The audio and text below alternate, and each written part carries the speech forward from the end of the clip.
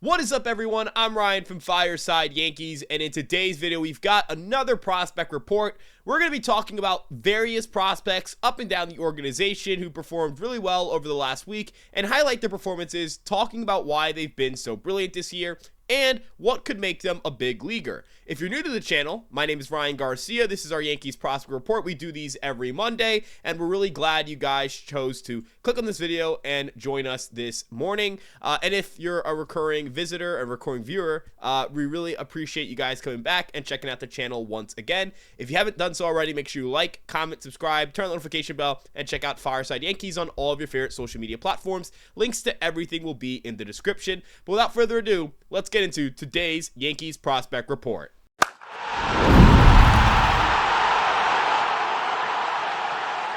Let's get things started talking about Harrison Cohen, a reliever for the Yankees at the AA level. This past week, he had 2 scoreless appearances, and on the season, he has been very, very impressive. He has 17 outings with a 2.41 ERA, a 32.9% strikeout rate, a 12.7% walk rate, and a 47.9% ground ball rate. He keeps the ball on the ground, he limits damage contact, and he generates a lot of swings and misses. The walk rate is kind of high, but you'll live with that given how good the damage prevention and the strikeout rates are. Furthermore, we talk about relievers and guys who can contribute at the big league level. I think Harrison Cohen's pitch repertoire and his overall stuff are really impressive and will translate to higher levels. He has a solid 4-seam fastball released from a little bit of a weird release height, which only helps the characteristics of that fastball play a little bit better. Hitters are going to have a harder time against that pitch. His changeup is really, really good. His changeup is a pitch that he can throw to righties and lefties. It has a lot of movement in both directions, vertically and horizontally, and he's got a cutter as well that can kind of play more like a slider at times, but overall is a effective pitch, especially against left-handed hitters.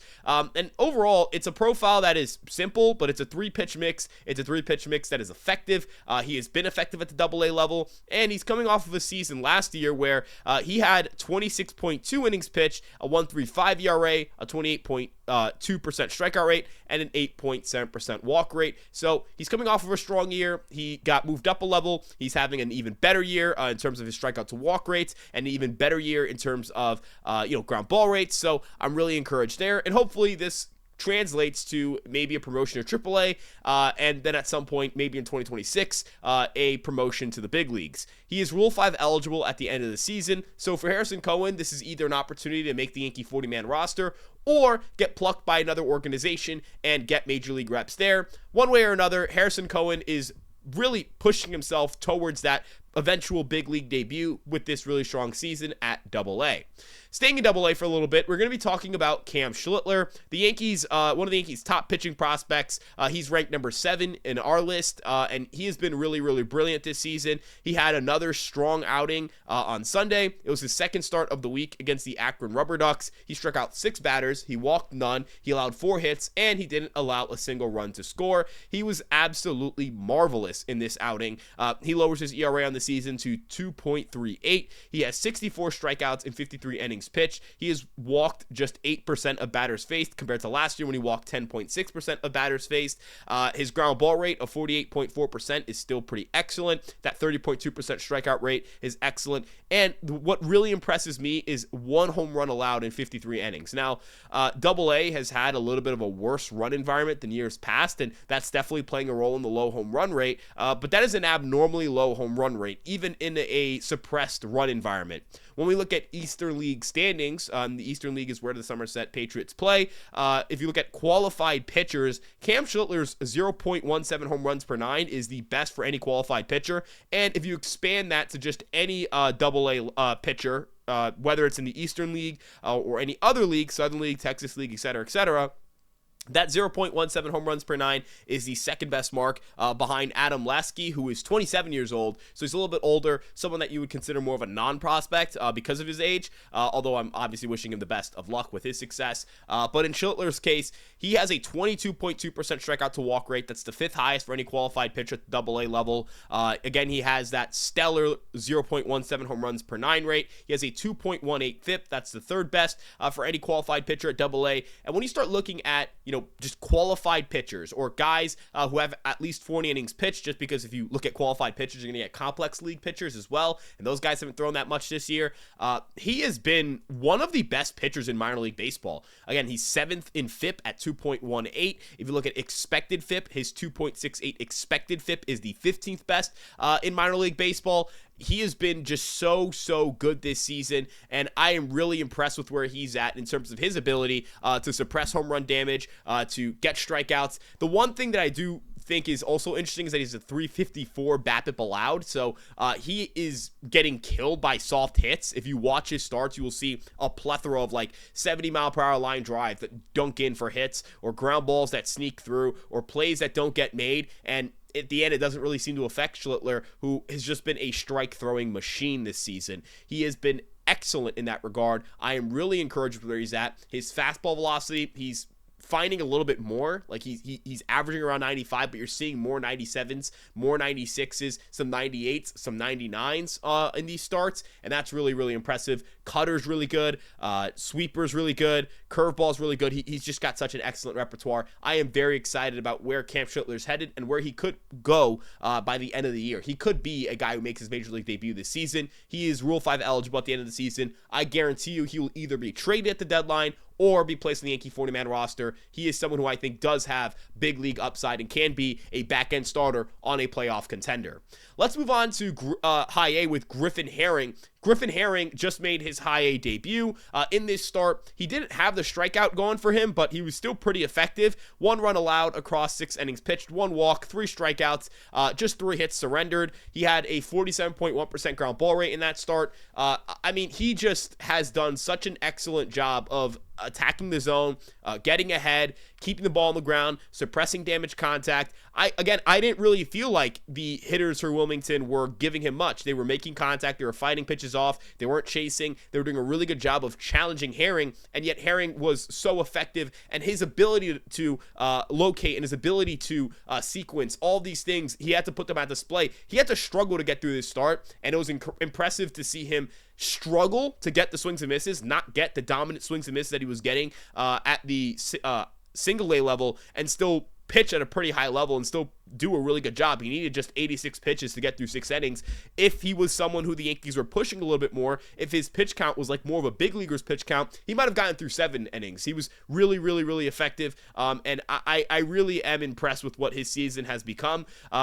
Now he's got 9 starts under his belt at the professional level. He has a 1.24 ERA, a 31.1% strikeout rate, and an 8.7% walk rate. Again, if we look at qualified minor league pitchers or pitchers with at least 50 innings pitched at the minor league level, his ERA is the 5th best for any pitcher with at least 40 innings pitched. That strikeout to walk rate, 22.4%. It's in the top 25. That 152 average against, it's 6th. I mean, he does such a good job of limiting damage contact. He keeps the ball on the ground. He's got a 4-seamer that isn't thrown very hard, but has really good pitch shape. His slider is really good. It's a tight gyro slider. The kick changeup is very effective. The thing he just needs to work on is finding a little more velocity, because without that added velocity, he's going to have a tough time being more than just like a back-end starter. And I do think that upside is there. I do think that there is that upside to sit more 93 miles an hour, because if you're sitting 93 miles an hour, he'll be fine. Like he'll be, honestly, he could be a top 100 prospect if he's sitting at 93 miles an hour. And I do think the potential is there for him to build more velocity. He isn't a massive dude in terms of like height. Like he's 6'2", which is tall. I mean, I'm 5'8". But like, there are some other tall guys in the organization. We just talked about Cam Schlitler. We'll talk about another just ginormous pitcher later on. But he does have, I think, enough to get that 93 mile per hour velocity, or 90, even 92 and a half, somewhere in that range. I think Griffin Herring, the upside here is really high, and so far we're just seeing a guy who's very mature and very advanced for a first-year pro. Moving on to his new teammate, Carlos Legrand. He delivered another brilliant start. I know we did a video on him earlier in the week, so I'm going to keep this one a little briefer and just link to that video. But Legrand was brilliant in this start. 6 2/3 innings pitched, 8 strikeouts, 1 walk, 1 run allowed. It was on a solo home run, 3 hits. he is just marvelous. I know that 4.10 ERA is going to make some people think, why should I care about this guy? Why should anyone care about this guy? But I'm going to give you the reasons why you should care about this guy. He has a 31% strikeout to walk rate. Again, that is elite. That is the fourth best for any pitcher at the minor league level with at least 40 or more innings pitched. His 38.1% strikeout rate is fifth in minor league baseball under the same qualifications. His 2.85 FIP and his 2.61 expected FIP are better reflections of who he is than that ERA. I don't believe that Carlos Negron is a pitcher that, the Yankees should keep at the high A level for much longer. I think he should get a promotion to Double A. His stuff is absolutely ridiculous. He can touch 100 miles an hour without really, that's not his top velocity. That is something he just can touch multiple times throughout the game.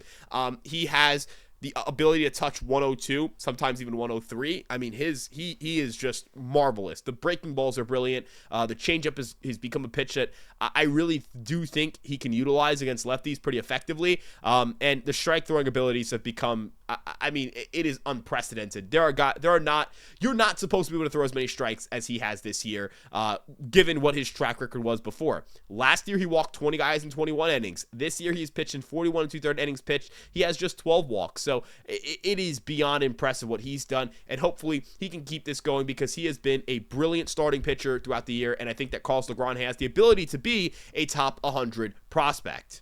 Sticking to pitchers, we're going to talk about Xavier Rivas, who made his single-A debut, and in his single-A debut, he was pretty effective. He didn't allow a run across 4 innings pitched. He walked 2. He struck out 4, 55.6% ground ball rate. We got to see his velocity. He's sitting around, 90 to 91 miles an hour. It isn't crazy velocity, but the secondaries are pretty good. He is someone who is coming back from an extended layoff. He didn't pitch in the 2024 NCAA season after undergoing elbow surgery. He was a 16th round pick for the Yankees.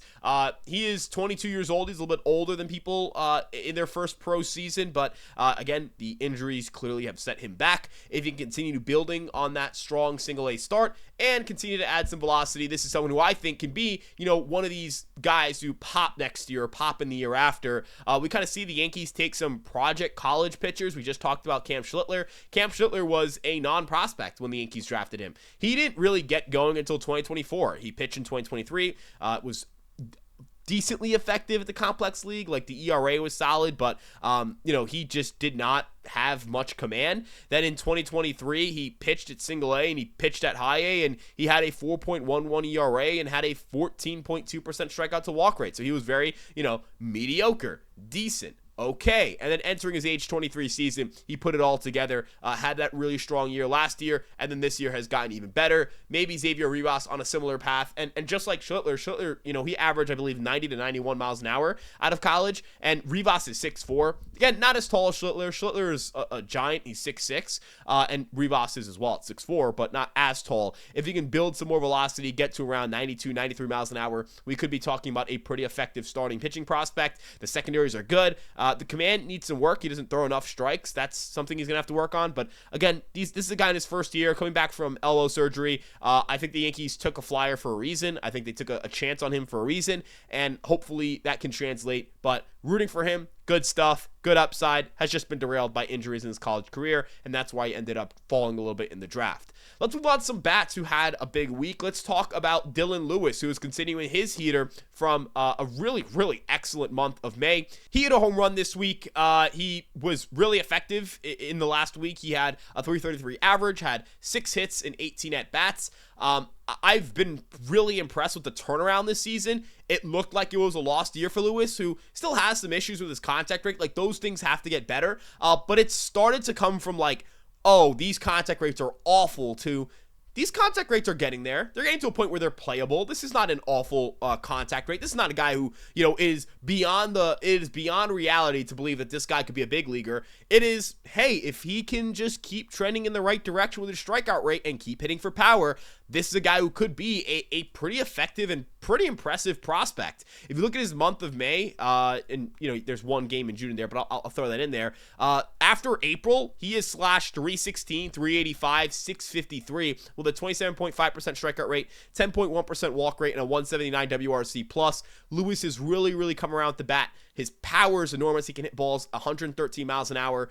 He has good loft in his swing. He's lifting the ball off the ground. So, if we're talking about having issues, if your issue is contact, but you're hitting the ball hard, you're pulling the ball, and you're hitting the ball in the air, well, if we could just isolate that contact rate and we could just get it to a point where it's playable, I think that makes you a good prospect, and he's a really good athlete. He can play all three outfield spots. I think he's going to be a corner outfielder. I don't think he'll play, I don't think he'll play center field full time. But I've really been impressed with where we're at from a power standpoint, from an overall offensive standpoint, and I think ultimately, this progress can result in a pretty successful prospect profile. Similarly, Garrett Martin is a guy who plagued by strikeout issues and has the power, has been able to hit the ball hard and in the air, but the strikeout rates have always been an issue for him. He had a big week this week. He had a two home run game earlier this week, and then another home run. He hit 3 home runs this week. He has been really good as of late. He hit 350 on the week, 5 RBIs, 3 walks to 4 strikeouts. If you look at his numbers, again, another guy who in the month of May has kind of figured it out a little bit. He has had a really good end to his month. He had a weird month of April where he got hot at times, cooled off a little bit, really cooled off to start the month of May, but got it going midway through the month. If you look at his last 14 games, 4 home runs, a 171 WRC plus. Now in the season, a 20.1% strikeout rate, a 132 WRC plus, a 35.7% ground ball rate. That's good. He's not hitting the ball on the ground often. 8 home runs in 45 games. Last year, he had 12 in 87 games. I know he's hitting fewer doubles, but it's not or fewer triples, excuse me. But he's still hitting a lot of doubles. He's still hitting for power, and you'd rather have the home run than the triple. He's still running the bases aggressively. He's not hitting it into as many double plays. There's a lot to like here. I do think there are some concerning things here. The contact rate, 68.7%. That's not great. It is higher than last year at 64.2%. That's really good. And the swinging strike rate of 16.6%. Again, that's pretty high. You don't want that to be the number that you're at when you finish your season. But he's gotten better in the contact department as the year has gone on. If you can continue to be a 20% strikeout rate guy with a 200 isolated power, he's going to turn some heads. There are going to be people who are going to pay attention to him. He's got a really aggressive profile. He loves swinging at strikes. He will hammer strikes in the zone. And entering his age 24 season, he'll be 25 at the end of the month. This is a really important year for him as an undrafted free agent because he could garner some interest at the deadline and get a team to trade for him, a team that maybe has more room at the major league level to play him. Finally, we're going to talk about another outfielder. This one is Jace Aina. Jace Aina, 21 years old, turning 22 at the end of the week, actually in 4 days. He has really turned around his season as well. Last year, finished really cold to end the year, had a hot start, couldn't close it out. This year, he's hitting for more power. His 185 isolated power is higher than where it was last year. He's hitting for a higher average. He's walking way more. His walk rate is almost doubled from last year. He has a 419 on base percentage, a 154 WRC plus. Again, another guy who his deficiency is contact. His contact rates are not great, but his contact rates are higher than last year by about 2%. His swinging strike rate is down by about 2.1%, and his strikeout rate is down by nearly 4%. Again, coupled with that just absolutely monstrous increase in walk rate. He is a guy who pulls the ball in the air, hits the ball in the air, does damage on contact, is a good athlete, can play center field, can play right field, can play left field, and he's still young. This is still a 21-year-old who's going to turn 22. If he can get to Double-A at some point at the end of the year, he's right on schedule for most guys his age, and Double-A will present a nice challenge for him. I do wonder if the Yankees will consider moving him up to Double-A soon because he does have some experience last year at the high A level. If you look at the Yankees Double-A team, the lack of position player talent is a real issue, and there are some guys, we just talked about Dylan Lewis, we just talked about Garrett Martin, who might be gunning for promotions. Is Garrett Martin someone who, you look at his age, you go, all right, let's try and get him to the next level. Let's try and get him, let's push him up a little bit, get him to Double-A, and Triple-A, see what he does there. Let's try and get someone like Aina up, and let's move Dylan Lewis to High A. We could totally see that. Usually when you move a player up, there are players behind them who are in that same position group who are going to follow, and I think that that's a natural, those 3 guys can kind of all follow each other up the minor league ladder in their next promotion cycle. I think all these guys are gunning for promotions. I think all three of these outfielders could be guys who, are on a radar or on someone's radar at the deadline. These are guys who are good athletes, who have power, good athletes with power and solid walk rates. Those guys are always going to have some sort of interest for guys from teams at the deadline. So really, really excited. Really, really excited about where they're going. And overall, another good week for the Yankee farm system. We'll see where things go from here. If the Yankees can figure out their farm system even more and find a way to get their farm system to continue to produce major league talent, they're going to be in a really good spot. Look at what Ben Rice did this weekend. Ben Rice, a product of the Yankee minor league system. Jason Dominguez having a solid year at the plate. Again, another product of the Yankees minor league system. I know Will Warren got banged up, but before that, he was pitching really well. You look at guys across this league, and there are a lot of former Yankees there as well. So, again, the Yankees farm system in a better spot than last year. They're just healthier than last year. I think that's the big thing. And despite how many promotions they've had, despite how many graduations they've had, I still think there are a plethora of big leaguers at this level, or at the minor league level across their various affiliates. So thank you guys so much for tuning in. If you liked today's video, we'd love some feedback in the comment section. We appreciate you guys tuning in. We appreciate your support. We're trying to reach 30,000 subscribers by the end of the year. So if you guys could help us out there, just press that subscribe button. We really appreciate it. And we'll see you guys in the next one. Let's go Yankees. If you want to check us out on social media, all of our links are in the description. And we'll see you guys in the next one. Peace out, everybody. Have a great rest of your day.